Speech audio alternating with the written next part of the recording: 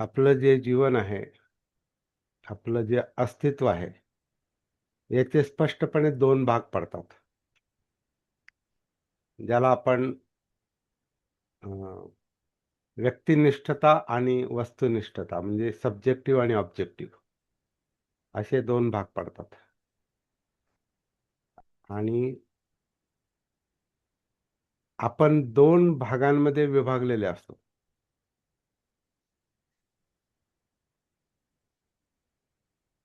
आपलं चित्त, आपलं मन जणू काही दोन भागांमध्ये असं विभागलेलं असतं. तर ते कधी बाहेर असतं, कधी आत असतं. त्याला अंतर्मुक्ता, बहिर्मुक्ता म्हणतात. अंतर्मुक्ता म्हणजे आतमध्ये. आतमध्ये म्हणजे आता अं, आपल्या नवीन भाषेमध्ये उंबऱ्याच्या आत आणि उंबऱ्याच्या बाहेर. उंबऱ्याच्या बाहेर म्हणजे मनाच्या बाहेर. म्हणजे मनाचे विषय मनाच्या बाहेर असतात आणि उंबऱ्याच्या आतले विषय हे आतमध्ये आहेत आणि ते फक्त सतीला दिसतात. असा एक आता एक थोडासा निष्कर्ष निघतो. म्हणजे एकूण 45-45 वर्षांच्या प्रॅक्टिसमधून आणि विशेषतः सती साधनेच्या जागृतीच्या या प्रॅक्टिसमधून एक असा निष्कर्ष निघतो की आपलं आंतरिक अस्तित्व आणि बाहेरचं अस्तित्व, सब्जेक्टिव्ह अस्तित्व, ऑब्जेक्टिव्ह अस्तित्व, व्यक्तिनिष्ठ किंवा व्यक्तिगत अस्तित्व जे आपल्या कायेच्या आत कायेच्या आत आणि काया म्हणजे त्याच्यामध्ये चित्त, मन सगळंच आलं. त्याच्या आतलं एक अस्तित्व ज्याला आपण संस्कारित अस्तित्व पण म्हणू शकतो. आणि ज्याचे संस्कार होतात ते जणू काय बाहेरचं अस्तित्व. आणि आतलं अस्तित्व, उंबऱ्याच्या आतलं अस्तित्व जे आपलं एक जैविक अस्तित्व आहे, जीवन म्हणून, जीव म्हणून, मनुष्य प्राणी म्हणून, ज्याचं कनेक्शन हे आपल्या जैविक अस्तित्वाशी संबंधित आहे. आतमध्ये आणि पाठीमागे, मागे आहे जणू काय.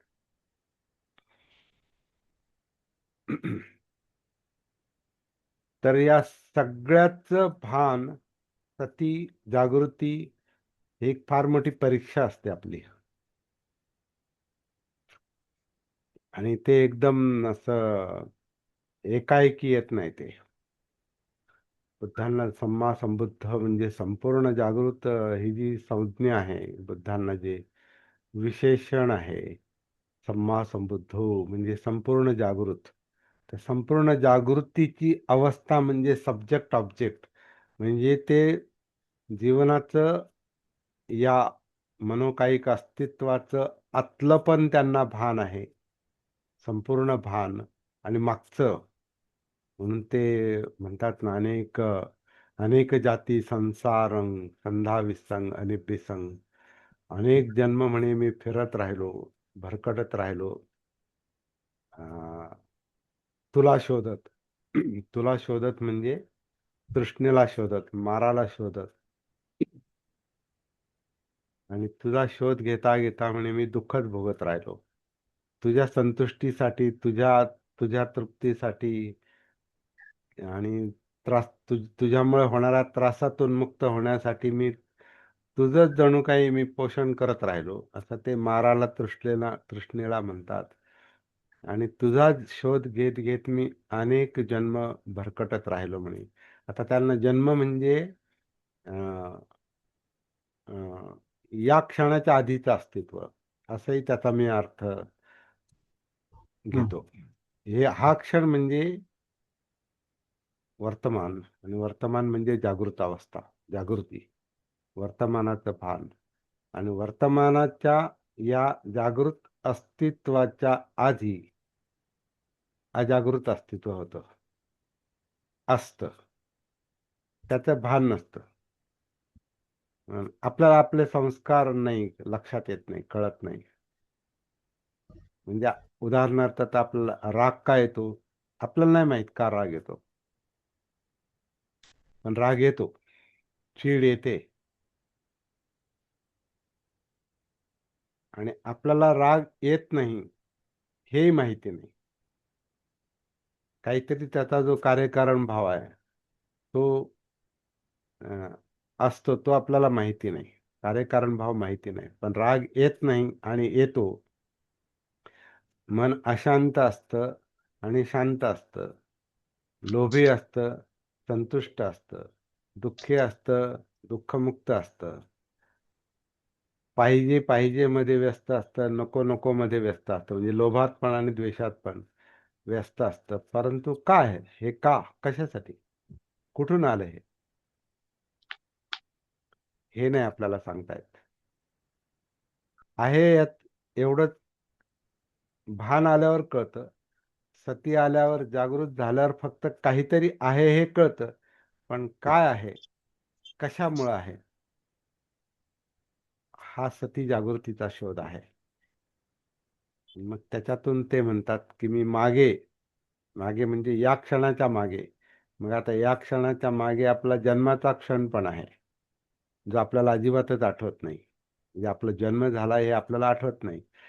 आणि 9 महिने आपण आईच्या गर्भाशयात होतो, ते तर अजिबातच माहिती नाही. कोणाला आठवत असेल तर सांगा. आणि गर्भधारणा ज्याच्यामुळे झाली,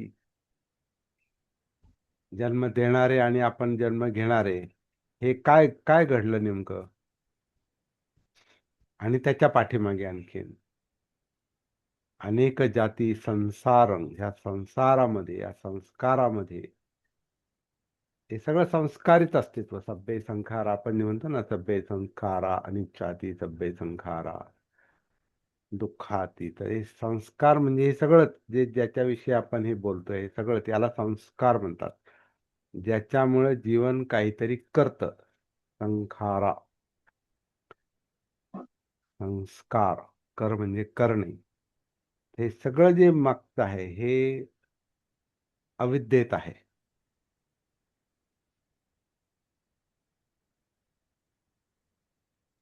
आणि अविद्या म्हणजे अज्ञानाचा अहंकार. अज्ञानाचा अहंकार आहे तो.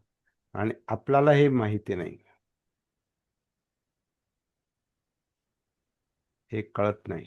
कारण त्याचं भान नाही, त्याची सती नाही, त्याची जागृती नाही. आणि बुद्धांच्या जे लक्षात आलंय शेवटी, की ही सती जागृती जी आपल्याला या संस्कारित अस्तित्वामध्ये नेते, त्याच्याशी एकरूप करते. म्हणजे कायेमध्ये नेते. श्वासाच्या निमित्तानं आपण म्हणजे आधी श्वास पाहतो, आन आणि अपान, जो कायेमध्ये चाललेला आहे, पोटामध्ये, छातीमध्ये, दोन्ही छाती आणि पोटाला जो डायफ्रॅम, जो श्वासपटल विभाजित करतो, वेगळं करतो, त्याचं जे अपडाऊन चाललेलं आहे ते छाती, पोट, पाठ, डायफ्रॅम, आणि हा जो धडाचा भाग आहे, ती जी पोकळी आहे, त्याच्यात आन आणि अपान चालू आहे. त्याच्या निमित्तानं आपण कायेत शिरतो. म्हणजे आधी श्वासाच्या प्रवाहात उतरतो. मग हा जो श्वास आहे, हे जे आन आणि अपान आहे, हे ही काया करते. आपलं जिवंत शरीर करतं. आणि ते काय करतं आपल्याला माहिती नाही. ती अविद्या आहे, ते अज्ञान आहे. फक्त आपल्याला जे चाललंय तेच जाणवतं. हे जाणवणं, जाणीवा म्हणजे वेदना. या वेदनांमुळं आपल्याला श्वासही जाणवतो. वेदनांमुळं आपल्याला कायेतल्या हालचाली जाणवतात. त्यातली एक हालचाल ही आन आणि अपानची आहे.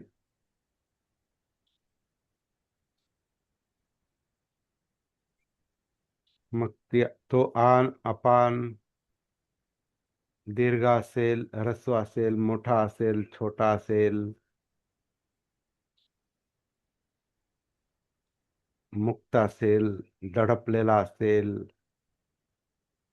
म्हणजे मोकळा नाही किंवा दडपलेला असेल, शांत असेल, वेगातला असेल,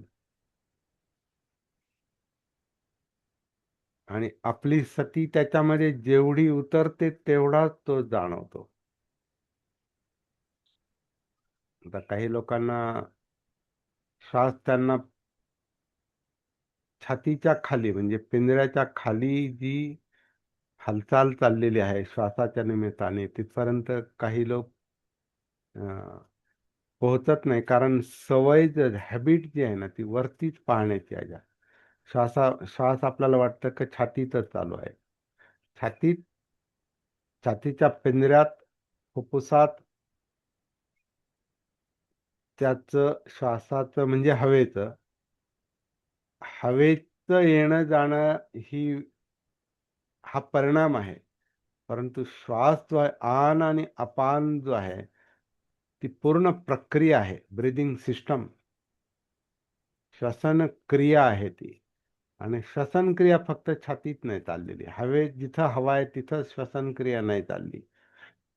श्वसन क्रिया ही संपूर्ण धडामध्ये चाललेली आहे. म्हणून आन अपान होताना सगळं सगळं सगळा सगळा धडाचा भाग खांद्यापासून तर खाली कमरेपर्यंत बेसपर्यंत सगळा आपण बारकाईने जर अनुभवत गेलो सतीनं जागृतीनं तर संपूर्ण तो धडाचा भाग त्याचं आकुंचन प्रसरण चाललेलं असतं. विशेषतः श्वासपटलाचं अपडाऊन चाललेलं असतं. तर तो असा ज्याचं असं नाही ते तो असा आहे. तर त्याचं जे आकुंचन प्रसरण चाललेलं असतं त्याच्या निमित्तानं हे या श्वसनक्रियेतल्या हालचाली अशा जाणवतात. श्वासपटल खाली गेला की पोकळी निर्माण होते आणि पोकळीमुळे हवा आत येते. पुन्हा तो पूर्ववत झाला की पोकळी खाली होते म्हणजे हवा बाहेर जाते आणि तेवढ्या त्या क्षणामध्ये काही रक्तशुद्धीचं काम फुफ्फुसाच्या आजूबाजूला चाललेलं असतं. ते आपल्याला माहिती नाही काय चाललंय ते. पण आता शास्त्र सांगतं म्हणून आपल्याला जेवढ्या जाणीवा सांगतात ना तेवढंच आपल्याला कळू शकतं. आपल्या जाणीवा, आपल्या वेदना, फिलिंग्ज काय सांगतात, या वेदनांचाच हा अभ्यास आहे. जाणीवांचा तो बोध आहे, वेदनानुसती. तर ह्याच्या निमित्तानं आपण या वेदनांच्या निमित्तानं आपण या जिवंत अस्तित्वाच्या संपर्कात येतो. तर आधी श्वासाच्या निमित्तानं आपण जे पाहतो आन अपान या वर्तमान क्षणामध्ये जसं आहे तसं, जसं आहे तसं, म्हणजे मुद्दाम श्वास घ्यायचा मुद्दाम सोडायचा ह्याची आवश्यकताच नाही. म्हणजे मी श्वास घेतो म्हणून श्वास येतो असं नाही. श्वास आपण घेतला काय न घेतला काय तो नैसर्गिकपणे येतो जातो, ती नैसर्गिक क्रिया आहे. आणि सतीचं काम हे नैसर्गिक अस्तित्व पाहणं आहे.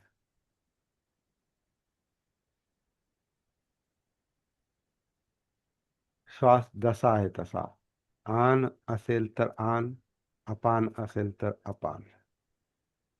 आणि मी जे नेहमी म्हणतो का मी जेव्हा हे सांगतो बोलतो तेव्हा माझं आन होऊ शकत नाही, माझं अपानच चालू आहे. जेव्हा मी बोलतो तेव्हा, जेव्हा मी थांबतो तेव्हा आन होतं, जेव्हा मी बोलतो तेव्हा अपानच होतंय आणि अपान मध्ये मी अपानमध्येच बोलणं आहे. तिथे आन असण्याचं कारण नाही. परंतु मी आन विषयी बोलतो म्हणजे मी आन सतीमध्ये आहे असं नाही.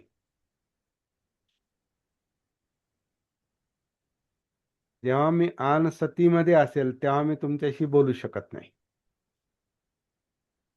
कारण आन मध्ये मी बोलू शकत नाही. मी अपानमध्येच बोलू शकतो. मग माझं बोलणं हाही माझ्या सतीचा विषय आहे. बोलणं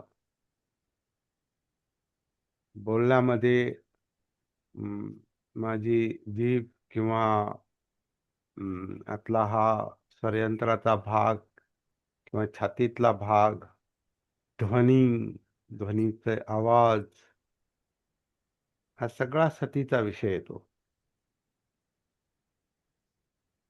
पण जेव्हा माझं बोलणं बंद होतं तेव्हा आन होतं आणि मग आनमध्ये मी आन सतीमध्ये येऊ शकतो. आता तुमची परिस्थिती वेगळी आहे.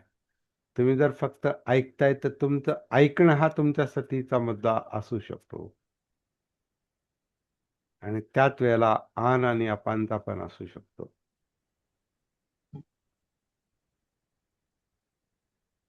हे सगळं मी का बोलतोय? सती कशाला म्हणतात? आता ही सुरुवात आपण जरा वेगळी करण्याचं एक कारण आहे, की आज रविवारी आपल्याला सुट्टीचा दिवस आहे. घेतला होता, आपण डिक्लेअर केला होता. पण आज सुट्टी आहे. आज कधी-कधी माझं एक असं असा थोडा अं, काय म्हणूयात त्याला, गोंधळ नाही म्हणणार, परंतु वाराशी आणि तारखांशी कधी-कधी माझा नियमित संपर्क नसतो. कारण त्याची आवश्यकता पडत नाही. म्हणजे आज सोमवार आहे का, मंगळवार आहे का, बुधवार का रविवार. कारण ज्या गोष्टीची आपला संपर्क असतो, मग त्या गोष्टीवर आपलं लक्ष असतं. जसं आता जे लोक ऑफिसमध्ये जातात किंवा काही ज्यांचे काही नियमित कार्यक्रम असतात, तर नियमित कार्यक्रमामध्ये नियमित रोजचं समजा कामाला जाणं असेल किंवा काही एखादा कार्यक्रम असेल लग्नाचा किंवा कुठला मैतीचा किंवा कुठला आणि आपल्याला ते जायचं, तर तो आपण ते मार्किंग करून ठेवतो कधी-कधी कॅलेंडरवर आपण. लक्षात राहत नाही म्हणून. ते मार्किंग करून ठेवतो आणि त्यावेळेला ते आपल्याला आठवू शकतं. ज्यांना नियमित कामावर जावं लागतं, त्यांना रोजचा रोजचा दिवस, रोजचा वार, तारीख, वेळ ह्या सगळ्याचं भान आपोआप येऊ शकतं, येतं. माझा तारखांशी, वारांशी बराचसा संपर्क येत नाही. क्वचित येतो. पण मला सकाळी उठल्यावर 7 वाजता 7:15ला आता आपण आधी 7ला होतं, नंतर 7:15ला सत्र ठेवलं आपण. तर त्यावेळेला ती सकाळी ती जाग येणार. बरोबर. लवकरच येणार. तर ज्याच्यात मन गुंतलेलं असतं त्याची आठवण लवकर येते. गुंतलेला. आता माझं याच्यात मन गुंतलेलं आहे, तर मला एकही दिवस म्हणजे मला सांगावं लागत नाही, आज आज सत्र आहे. पण आज सुट्टी आहे. हे मात्र मी मला अजून तेवढं सांगितलं नाही. हं. ते एक कारण असू शकतं. पण आता उद्या आता समजा मी ठरवलं, आता कदाचित मी नंतर नाही, विसर नाही पाडणार किंवा मला ते तसं काहीतरी मार्किंग पण करून ठेवा नाही, आज नाही. पण माझं या धम्मपदाच्या विषयामध्ये आणि सतीच्या विषयामध्ये इतकं मन गुंतलेलं आहे, गेल्या अनेक वर्षांपासून. तर ह्या कामात कधीच मला खंड नाही पडत. परंतु ऑब्जेक्टिव्ह आता इथून आपण सुरुवात केलेली आहे. आपल्या चर्चेची सुरुवात आपण कुठून केली? Subjective, objective. तर या सगळ्या ऑब्जेक्टिव्ह गोष्टी आहेत. म्हणजे तारखा, वार, कॅलेंडर हे जे आहेत कार्यक्रम आणि सब्जेक्टिव्ह गोष्टी ज्या आहेत त्यासाठी श्वास, श्वासातून काया, कायेतून जाणिवा, कायेतल्या जाणिवा किंवा श्वासातल्या पण जाणिवा, वेदना, कायेतल्या जाणिवा. जेव्हा आपण श्वासाच्या निमित्तानं कायेत उतरतो आणि मग ते सुखद वेदना की दुःखद वेदना जे काही बारीक-सारीक अनुभव आपल्याला येत राहतात. तो आपला सतीचा विषय असतो. मग त्यातला मुख्य जो प्रॉब्लेम असतो तो दुःखाचा असतो, यातनांचा असतो, डिस्टर्बन्सचा असतो, विचलनाचा असतो, चिंता, अस्थिरता, अस्वस्थता, जडत्व, अं, एकटेपणा, हे जे यातना असतात, प्रियांचा वियोग, अप्रियांचा संयोग, आपण हे दुःख दुःख ज्याच्यामुळे यातना म्हणजे मन चित्त विचलित होतं, तो आपल्या दृष्टीनं जरा सेन्सिटिव्ह मुद्दा असतो, संवेदनशील मुद्दा असतो. कारण ते दुःख यातना माणसाला नको असतात. आणि मग तो प्रश्न सोडवणं, आणि तो मोठा प्रश्न आहे. दुःख हे सत्य आहे, हे सत्य फार मोठा प्रश्न आहे. 90% जीवन हे दुःखानंच व्यापलेलं आहे. एक धागा सुखाचा, 100 धागे दुःखाचे. हा जीवनाचा अनुभवच आहे. जास्त दुःखच असतं, यातनाच असतात, विचलनच असतं, डिस्टर्बन्स असतं. काही ना काही पोकळे असते, काही ना काही राहिलेलंच असतं, काही ना काही कमीच पडतं. सगळं असूनही कमी पडतं. म्हणजे राजा आहे, पण राजा दुःखी असतो आणि भिकारी दुःखी असतो.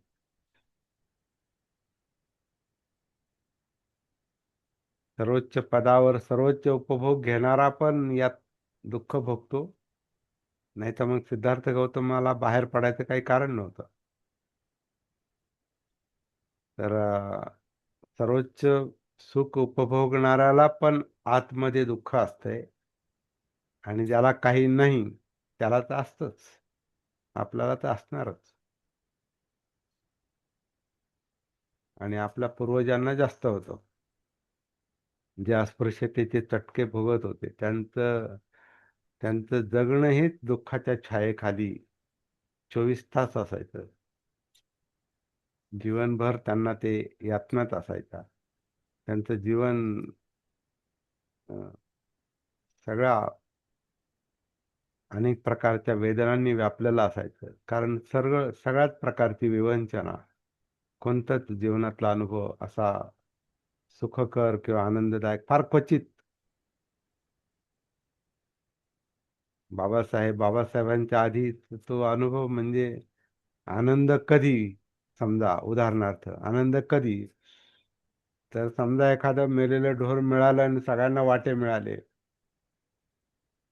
तर तो त्यांच्या दृष्टीनं त्याला आज खायला मिळेल किंवा चांगलं.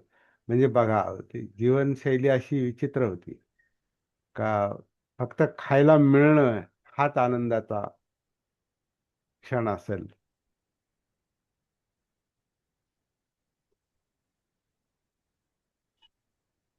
किंवा गावामध्ये काही समारंभ असेल, आणि मग म्हणजे लग्न समारंभ कोणाचं काय असेल, तर ते लग्न समारंभ केव्हा उरकेल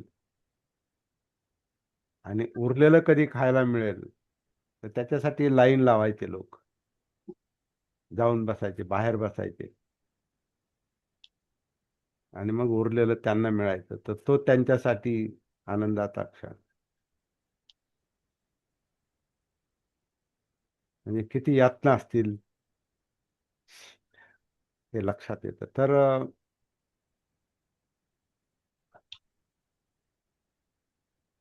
ज्यांच्या घरी लग्न आहे त्यांना यातनाच, आणि जे बाहेर बसून मागणी करतात किंवा वाट पाहतात त्यांना यातना, यातना सगळ्यांना असतात, प्रत्येकाला असतात.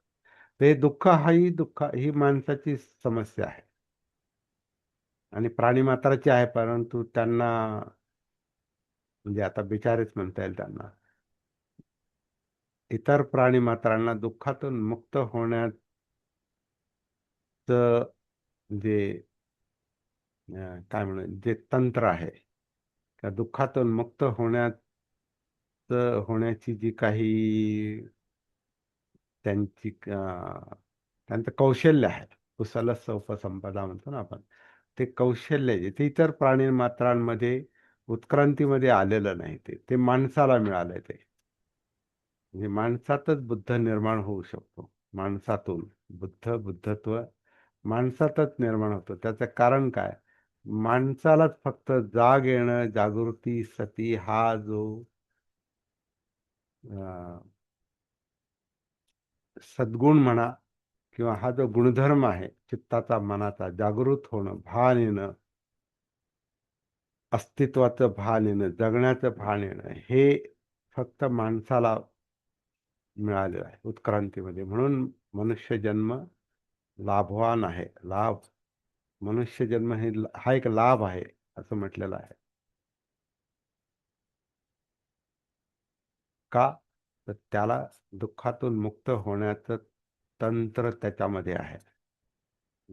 जगातलं जे दुःखाचं ओझं आहे हे कमी करण्याची शक्ती फक्त माणसामध्ये आहे. कधी? तो जर जागा झाला तर. त्याला त्याच्यात मुळात असलेलं बुद्धत्वाचं बीज, जागृतीचं बीज, हे ज्या माणसाला सापडतं, तो त्या बीजाचं बीजारोपण करून किंवा त्याचं पुन्हा संगोपन करून त्याचं रोपटं, त्याचा वृक्ष जर तो वाढला, त्याचा जर बोधिवृक्ष बनला, तर मग त्याला दुःखमुक्ती शक्य आहे. हे प्रत्येकाला शक्य आहे. फक्त तिकडं लक्ष गेलं पाहिजे. तेवढाच ध्यानाचा मुद्दा आहे. ध्यान म्हणजे अटेन्शन, लक्ष.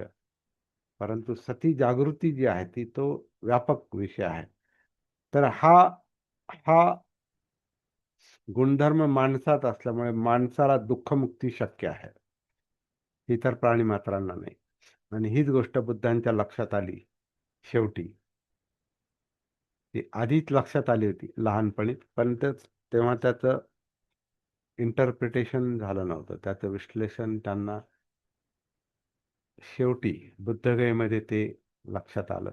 तर हाच मुख्य शोध आहे. आणि हे सगळं सती जागृतीच्या आधारे घडतं. तर आता ही सती जागृती हा जो भाग आहे, हा जो भान आहे, हा अंतर्मनातलाच आहे, उंबऱ्याच्या आतला आहे, जाणीवांमधला आहे, मनाच्या आतला आहे. तर कायेत उतरून जाणीवा, मग सुख दुःख, दुःखाचं कारण चित्त, मग चित्तामध्ये सती. तर चित्त म्हणजे असं स्वतंत्रपणे दाखवण्याची गोष्ट नाही, पण चित्त म्हणजे इमोशनल पार्ट.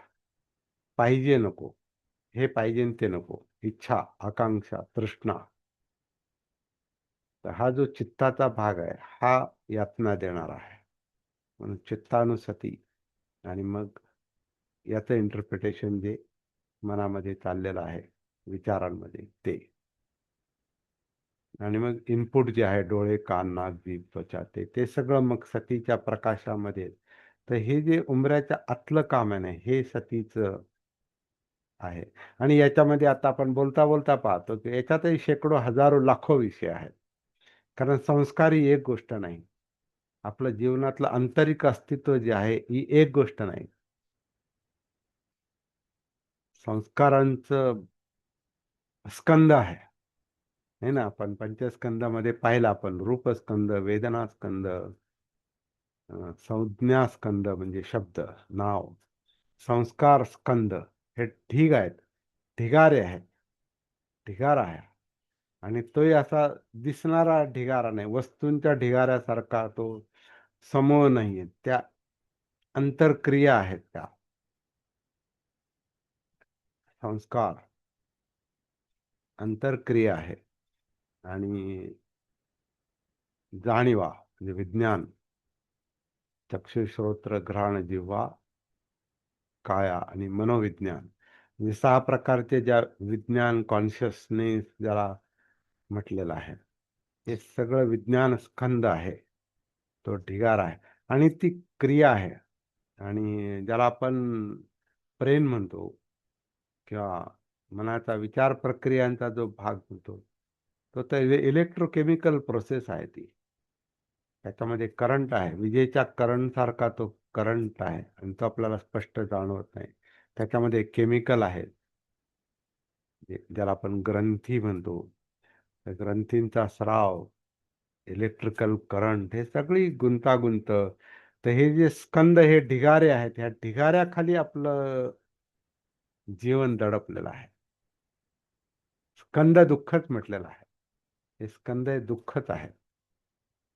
कारण ते इतके दडपलेले आहेत की त्याच्यात काय चाललंय ह्याचं भान येणं, ह्याची सती येणं, ते दुःख कळणं, हे कळणंच अवघड आहे. दुःख हे कळणंच अवघड आहे. दुःखबोध, सत्य, या दुःखाच्या सत्याचा बोध हाच लवकर होत नाही. दुःख कळाल्यावर मग दुःखाचं कारण चित्त किंवा सगळे स्कंद.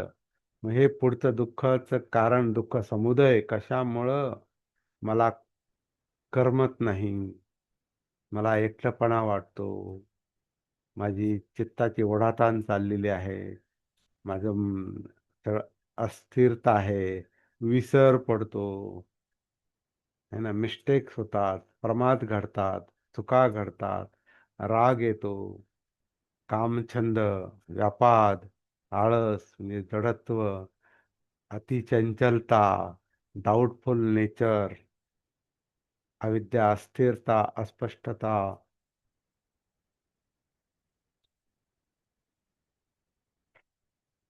प्राणातिपात, मुसावादा,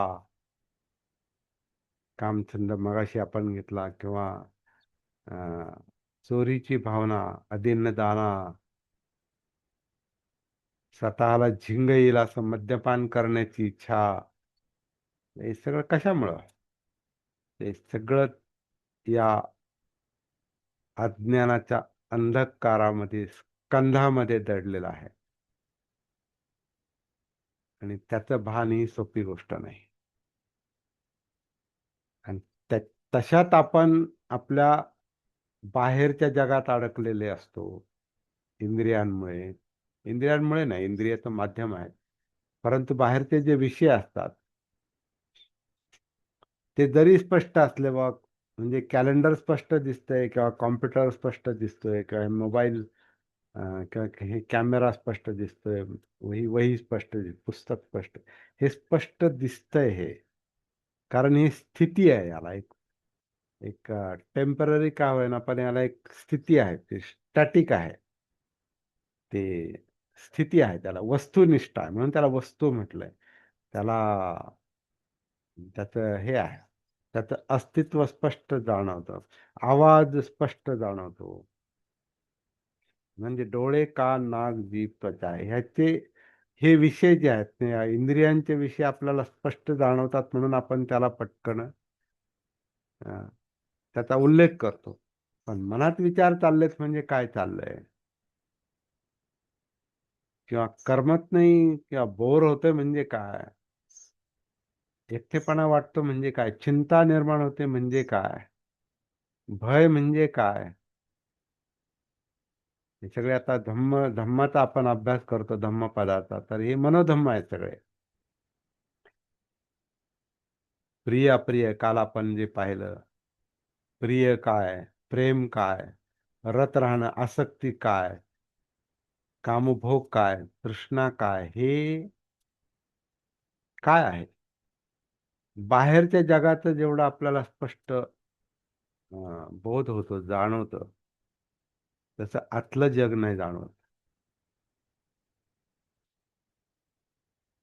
का? तेवढ्या पातळीवरचं भान नाही, तेवढ्या पातळीवरची सती नाही, जागृती नाही, अंतर्भान नाही, अंतर्जागृती नाही. म्हणून आतलं जग, उंबऱ्याच्या आतलं जग, हे लवकर कळत नाही. आपलं मन, आपलं चित्त, आपलं अस्तित्व इतक्या गोष्टींनी व्यापलेलं आहे, आणि ते आपल्याला आपल्याशी संपर्क नसल्यामुळे जाणवतही नाही. आपलं जीवन चाललंय म्हणजे काय चाललंय नेमकं, आपलं जगतो म्हणजे काय करतो आपण, ते आपण त्याचं भान नसल्यामुळे त्याचं स्वरूप लक्षातच येत नाही. ती दृष्टीच येत नाही. सम्यक दृष्टी त्याला म्हणतात, जिथं अस्तित्व दिसतं, कळतं, त्याला सम्यक दृष्टी म्हटलेलं आहे. ज्याला जी जी आपण चर्चा करतोय, आतली बाहेरची, हे सगळं ज्याला दिसतं त्याला बुद्ध म्हणतात. त्याला स्पष्ट जाणवतं. संपूर्ण जागृत अवस्था म्हणजे संबोधीची अवस्था म्हणजे सगळं स्पष्ट दिसतंय, जाणवतंय. आपल्याला किती जाणवतं हे आता आपल्यालाच पाहावं लागतं. तर ह्याच्यात रविवार विसरून गेला तर अशा अनेक गोष्टी आहेत त्या विसरतो. मी तर नेहमी विसरतो. म्हणजे बऱ्याच गोष्टी विसरतो.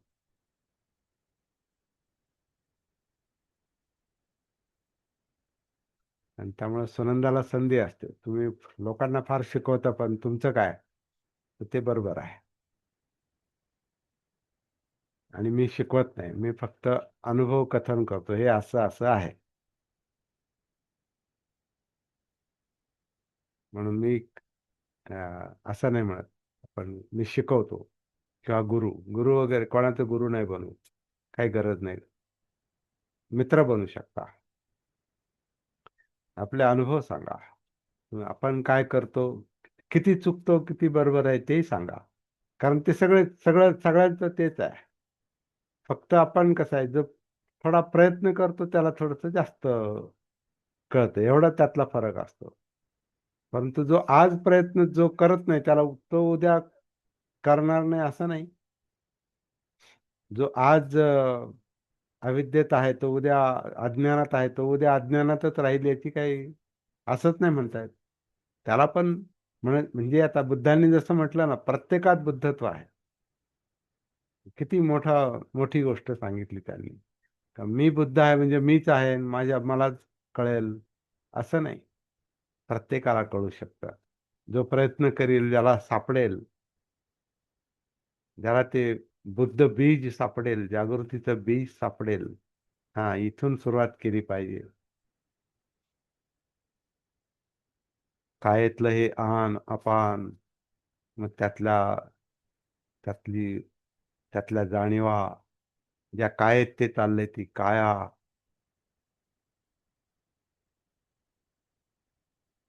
त्यातले डिस्टर्बन्स, विचलन सगळे,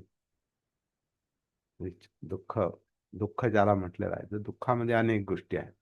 ते दुःख त्याला जेवढं बारकाईने जाणवतं त्याला, तेवढं त्याच्यातून मुक्त होण्याचा मार्ग मोकळा होतो.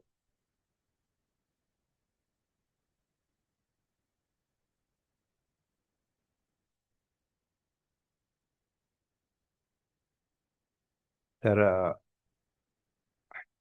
समुद्र आहे म्हणून धम्माला सागराची उपमा दिलेली आहे. आणि सागर त्याला मापणं म्हणजे काय म्हणतात त्याला, त्याचं मोजमाप करणं. तो एवढा मोठा आहे आणि एवढा खोल आहे, त्याच्यात इतकं पाणी आहे, हे सांगणं जसं कठीण असतं तसं मनुष्य जीवन, आपलं जीवन आहे म्हणजे आपलंच, ज्याचं त्याचं, प्रत्येकाचं, याचं मापन करणं फार कठीण आहे. आणि हे कठीण तेव्हा वाटतं जेव्हा आपण जागा होण्याचा प्रयत्न करतो, भानावर येण्याचा प्रयत्न करतो. ध्यान कोणी करू शकतं. ध्यानाला काय बाकीचं फक्त जे सांगितलं तिथं लक्ष ठेवायचं. किंवा ध्यान करतात मन.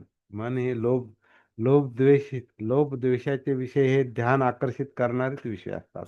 इंद्रियांचे विषय हे आपलं मन आकर्षित करणारेच विषय असतात. तिथं ध्यान जातच. कॅलेंडरकडे ध्यान जाईल, कॅमेऱ्याकडे ध्यान जाईल, इकडे ध्यान जाईल, पुस्तकाकडे ध्यान जाईल. आपल्या मनात काही गोष्टी निर्माण झाल्या विचलित करणं, तिकडं ध्यान जाईल. म्हणजे बाकीचा विसर पडेल, त्याला धरून चालेल. ध्यान हे सगळीकडे भरकटतं, म्हणून ध्यान हे भरकटण्याचंच नाव आहे. म्हणून सामान्य माणसात ध्यान भटकलं, माझं ध्यान भटकलं. तर ते का भटकतं? दोष नाही तो. तेवढ्या विषय आपल्या तेवढ्या विषयांच्या संपर्कात आपलं जीवन आहे.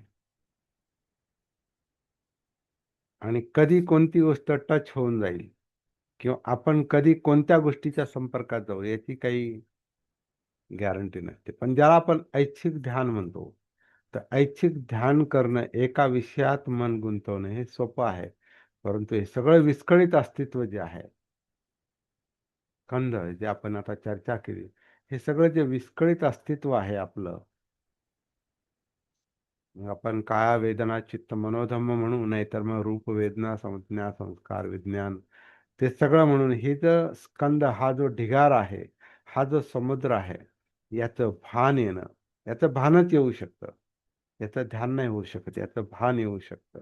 म्हणून सती महत्वाची आहे. ह्या सगळ्याचं भान आलं तर त्यातला विस्कळीतपणा कमी होतो, म्हणजे आपोआपच चित्त एकाग्र होतं नंतर. कारण त्यातलं चित्तशुद्धी होत जाते आणि म्हणून मन एकाग्र होतं. आणि ज्याला आपण ध्यान म्हणतो ते इच्छाशक्तीच्या बळावर आपण तिथं शक्ती लावतो. इच्छाशक्ती लावतो. म्हणजे मला इथं पाहायचंय, तिथं पाहायचंय, तिथं पाहायचंय. आपण इच्छाशक्ती लावतो. तर जोपर्यंत ती इच्छाशक्ती काम करते, तोपर्यंतच आपलं मन तिथं राहू शकतं. पण मन हे अनेक इच्छांनी व्यापलेलं आहे, तर मन भरकटतं. ध्यानाचा विषय असतो एक आणि मनातले विषय असतात अनेक. तर हे जे आत बाहेर आहे, उंबऱ्याच्या आत बाहेर, हे सतत चाललेलं असतं. आणि म्हणून माणूस म्हणतो, बरेच लोक ध्यान करणारे म्हणतात, म्हणजे मी पण अनेक वर्ष अनुभव घेतला, ध्यान कधीच लागत नाही. कारण ध्यान मुद्दाम होऊन लागण्याची गोष्टच नाही. समाधी मुद्दाम होऊन लागण्याची लावण्याची गोष्टच नाही. विस्कळीतपणा कमी झाला पाहिजे, चंचलता कमी झाली पाहिजे, तृष्णांचं जे जाळ आहे त्या जाळ्यातून मुक्तता मिळाली पाहिजे. संस्कार मुक्ती, संस्कारांच्या बंधनातून मुक्तता मिळाली पाहिजे. चित्त बंधनातून मुक्तता मिळाली पाहिजे. लोभातून मुक्ती पाहिजे, द्वेषातून मुक्ती पाहिजे, त्याच्यामुळे निर्माण होणाऱ्या दुःखातून मुक्ती पाहिजे, म्हणजे भयातून मुक्ती पाहिजे. हे मुक्त झालं की मन एकाग्रच आहे, ते शांतच होतं. मग ते आपापच एकाग्र होतं. त्याला मुद्दाम एकाग्र करण्याची गरज नाही आणि ते तसं शक्य नसतं. म्हणून मन भटकतं, ध्यान लागत नाही म्हणतो ना आपण. कारण आतले प्रश्न तसेच आहेत. उंबऱ्याच्या आतले प्रश्न जर सोडवले नाही तर उंबऱ्याच्या बाहेर लक्ष लागणारच नाही, म्हणजे ध्यानात.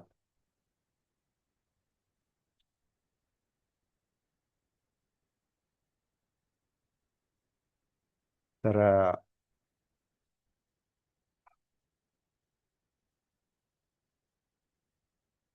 पुढची जी गाथा आहे, जी आपण म्हणजे सरळ आहे ती गाथा, ती आज मी तिथे कालच मला ते फोटो टाकायला पाहिजे होता, तो मी आज सकाळी टाकला. काहींनी पाहिली नसेल ती गाथा, किंवा जे स्वतः स्वतंत्रपणे धम्मपदाचा अभ्यास करतात पुस्तकावरून, तर त्यांना ते माहिती असेल की आज आपण काय पाहणार होतो, काय पाहणार आहोत.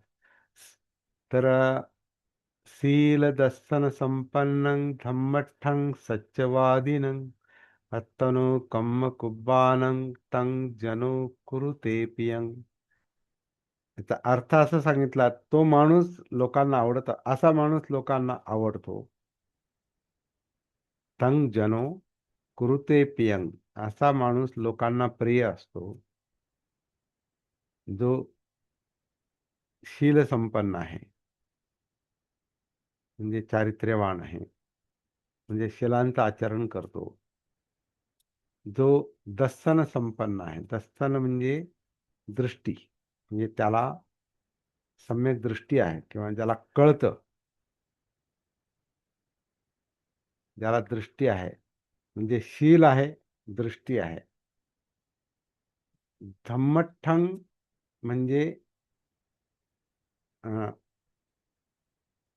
धम्म मार्गाने जातो, म्हणजे धर्म धर्मस्थ. धम्मठ्ठं म्हणजे धर्मस्थ, स्थ म्हणजे त्याच्यात असणे. धम्मठ्ठ म्हणजे अं, सतीच्या भाषेत धम्मानुसतीमध्ये असतो तो. आणि धम्मानुसती म्हणजे सगळं अस्तित्व त्याला कळतं. तर धम्म म्हणजे मनोधम्म, असा एक अर्थ आहे. तर त्याला मनोधम्म कळतात, आपल्या मनात काय चाललंय. आणि मन ज्या चित्तामुळे विस्कळीत होतं ते चित्त काय आहे, त्याच्या ज्या जाणीव आहेत, वेदना आहेत, त्या वेदना काय आहेत, ते ज्या ज्या कायेमध्ये सगळं चाललंय ती काया काय आहे, हे सगळं जे काही या घडामोडी चाललेल्या आहेत, हे याचं इंटरप्रिटेशन, याचं विश्लेषण मनोधर्मामध्ये चाललेलं असतं. म्हणून आपण बोलतो शब्द. याच्यात जो असतो म्हणजे धम्मानुसतीमध्ये जो असतो, तो धम्मठ्ठ. आणि सत्यवादिनं, जो सत्य बोलतो. आता सत्य म्हणजे काय? सत्य तेच असतं जेवढं अनुभवाला येतं. जे अनुभवाला येत नाही ते सत्य नाही. त्यामुळे सत्य बोलणं याचा दुसरा अर्थ आहे, की त्यानं सत्याचा अनुभव घेतलेला आहे. आणि ते बोलणं लोकांना आवडतं असं म्हटलेलं आहे. आणि जो आपलं अत्तनो कम्म कुब्बानं, जो आपलं कर्तव्यामध्ये जो गुंतलेला असतो, कर्तव्यपरायण आहे. जो आपलं कर्तव्य सांभाळतो, जे करायला पाहिजे ते करतो, कर्तव्य. तो लोकांना प्रिय असतो, असं म्हटलेलं आहे. तर आता याच्यावर आपण मला वाटतं ही गाथा आपण उद्याला आपण परत पाहूया. कारण आज आपला विषय विस्मृती हा आपला विषय होता आजचा. विसरतो का? तर चित्त, मन, विचार, भावना, आपल्या कृती आणि आपलं जीवन, जीवनाचे स्कंध,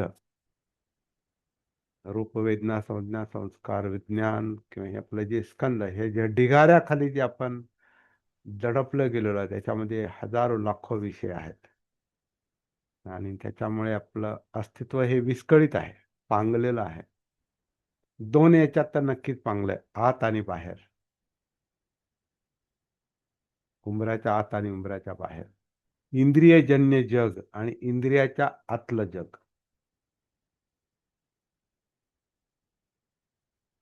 याच्यामध्ये आपली पर्सनॅलिटी, आपलं व्यक्तिमत्व जे आहे, हे विभागलेलं असतं. त्यामुळे आपण कधी-कधी आत असतो, कधी-कधी बाहेर असतो. आणि ही आत-बाहेर सारखीच पळापळ चाललेली असते. ह्याच्यामध्ये आपलं पर्सनॅलिटी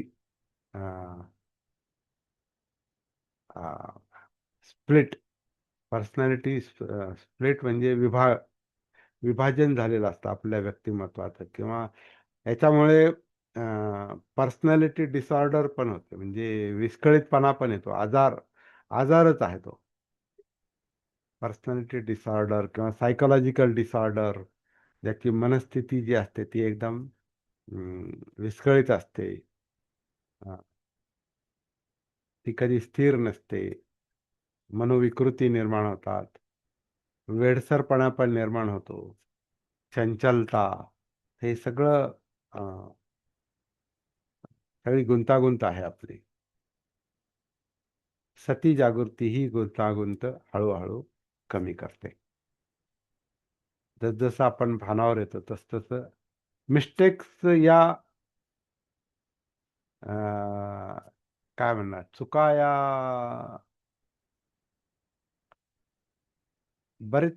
बराच काळ चालू राहतात त्या. पण त्या कमी होतात. कमी कमी होत जातात. यातना, दुःख हे चालूच राहतं. ते बंद होणारच नाही. दुःख कधीच बंद होत नाही. दुःख जोपर्यंत जीवन आहे तोपर्यंत दुःख हे असणार. बुद्धांना पण दुःख शेवटी शेवटी त्यांचे जे आजार होते, म्हणजे आजार म्हणण्यापेक्षा वयोवृद्धावस्था. ते वयोवृद्धावस्थेमध्ये ते माझं शरीर मोडकळीस आलेल्या बैलगाडीसारखं झालेलं आहे, असं जे त्यांनी उपमा दिलेली आहे. तर त्या त्यांच्या यातना होत्या. त्या त्यांच्या यातना होत्या. परंतु दुःखमुक्ती जी असतात, तर त्या त्या यातना या अ, शरीर धम्म किंवा मनोधम्म म्हणून त्या स्वीकारल्या जातात. का जीवन हे असंच आहे. जीवन हे असं आहे आणि मी म्हणतो ते तसं नको. त्यामुळे ते ते दुःख आहे. जीवन जर असंच आहे, म्हणजे जन्म आहे, जन्म दुःख आहे, आजार दुःख आहे, म्हातारपण दुःख आहे, मरण दुःख आहे, प्रिय गोष्टींचं दूर होणं, प्रियांचा वियोग दुःख आहे, जे अप्रिय आहे अप्रियाचा संयोग दुःख आहे, अप्रियांच्या संपर्कात येणं हे दुःख आहे, मनासारखं न होणं दुःख आहे. हे जे दुःखाची 7 कारणं आहेत, ही 7 कारणं जीवन जोपर्यंत चालू आहे तोपर्यंत ती चालूच असतात. परंतु हा जीवनधम्म आहे, हे मनोधम्म आहे, हे संस्कार धम्म आहे, हे असंच आहे. दुःख हे सत्य आहे म्हणजे काय? हे असंच आहे. दुःख आहेच. आणि दुःखाचं कारण जे आहे, दुःख समुदय, ती ही तृष्णा आहे, इच्छा आकांक्षा आहे. तर तृष्णे तृष्णेला आपण संयमित करू शकतो. इच्छा कधी मरणार नाहीत. कारण आता आपण जिवंत आहोत. खाण्याची इच्छा, तहान लागली पाणी पिण्याची इच्छा, थकलो विश्रांतीची इच्छा, जी काही कामं करायची ती पाहण्याची इच्छा किंवा ऐकण्याची इच्छा, हे ह्या इच्छा ज्या आहेत, इच्छा कधी जीवन असेपर्यंत जाणार नाही. पण तृष्णा ज्या आहेत, अतिरिक्तता, तर त्याचं कारण सुख-दुःख. सुखाचा लोभ, दुःखाचा द्वेष. म्हणून ते अतिरिक्त जी अपेक्षा आहेत, अतिरिक्त इच्छा, तृष्णा म्हणजे लोभ-द्वेष. तर ह्याची समज नाही म्हणून त्या जास्तीत जास्त वाढत जातात. पण त्याची समज भान आल्यावर येते, सती आल्यावर येते, जागृतीमुळे येते. मग तृष्णा कमी होतात, इच्छा राहतील. इच्छांचा अतिरेक म्हणजे जास्त पाहिजे, पाहिजे, पाहिजे, पाहिजे, खूप पाहिजे, अति पाहिजे, है ना. सगळ्या पेट्रोलच्या विहिरी आमच्याकडे पाहिजेत. सगळं सगळं आमच्याकडे पाहिजे म्हणून युद्ध. तर हे पाहिजे पाहिजे जे आहे, हे याला म्हणजे भान नाही, अस्तित्वाचं जीवनाचं भान नाही म्हणून त्याला सीमा नाही. अनलिमिटेड आहे. तृष्णा हे अनलिमिटेड असतात. इच्छा या लिमिटेड असतात. त्या जीवन जगण्याशी संबंधित आहेत. तृष्णा या अनलिमिटेड असतात, अनंत असतात. कारण इच्छा आकांक्षांशी म्हणजे स्वतःच्या जीवनाशी संपर्क नाही, म्हणजे सती नाही, म्हणजे जागृती नाही. म्हणून त्याचं कार्य कसं चालतं ते कळत नाही.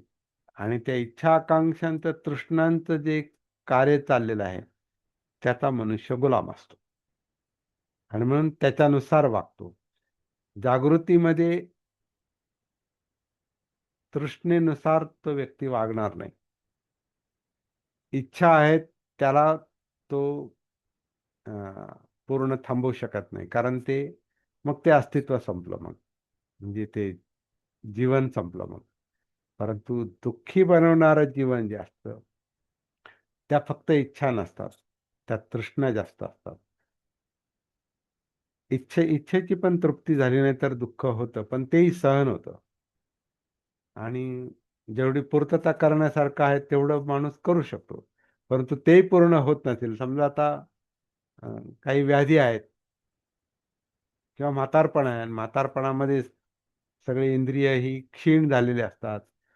मग तरुणपणी जे खायची, प्यायची किंवा याची जी इच्छा असते, तुमच्या इच्छा बाकीच्या, अ, किंवा मला चांगलं दिसलं पाहिजे.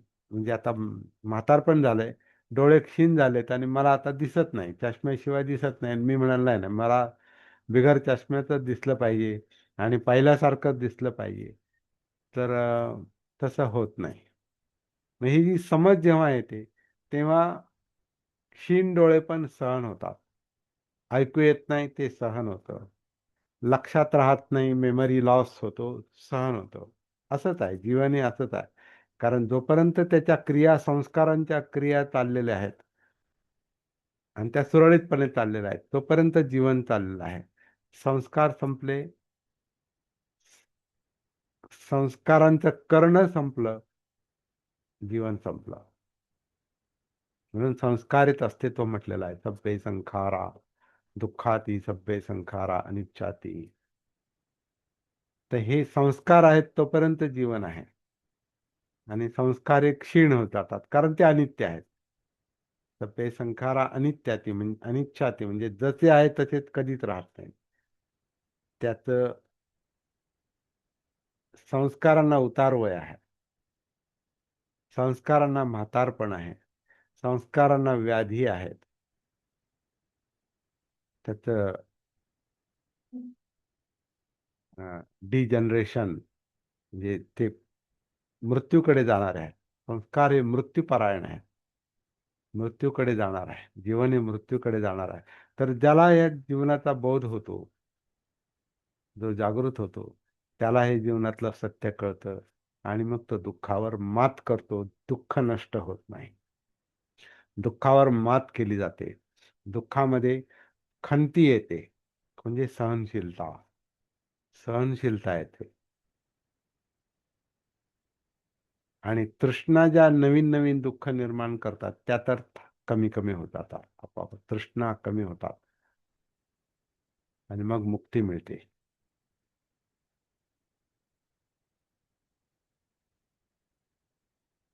आणि दुःख निरोध होतो, दुःख थांबतं. दुःख असतं पण दुःखाने दुःखी होत नाही, असं हे, अशी प्रॅक्टिस आहे. अं, आपण आजच्या गाथेतले काही शब्द आवश्यक वाटलं तर आपण उद्या याच्यावर परत चर्चा करूया. आज आपला विषय आवश्यक होता. अं, कारण शेवटी वर्तमान वर्तमानातलेच विषय घेऊन आपण जास्त धम्मचर्चा केलेली चांगली असते, जे आपल्या संबंधित आहे, जे आपल्याला थेट अनुभवाला येतात असेच विषय. आता बुद्धांचे विषय, किसा गौतमीचा विषय जसा, तर तिचं मूल मेलय, एकुलतं एक मूल मेलय, तर तोच प्रश्न आहे धम्मचर्चेचा. काय मरण म्हणजे काय, मृत्यू म्हणजे काय, आणि आता याला कसं समजावून सांगायचं. तर धम्मचर्चा ही वर्तमानाशी संबंधित असते, कारण दुःख हे वर्तमानातच असतं. गेलेल्याला काही करू शकत नाही, येणाऱ्याला आपण काही करू शकत नाही. जे आहे तोच विषय आहे. अंगुलीमाल समोर उभा आहे, तलवार घेऊन उभा आहे, त्याची क्रूर अवस्था आहे. बुद्ध समोर उभे आहेत, तो वर्तमान. तिथंच ती शिकवण निर्माण झाली.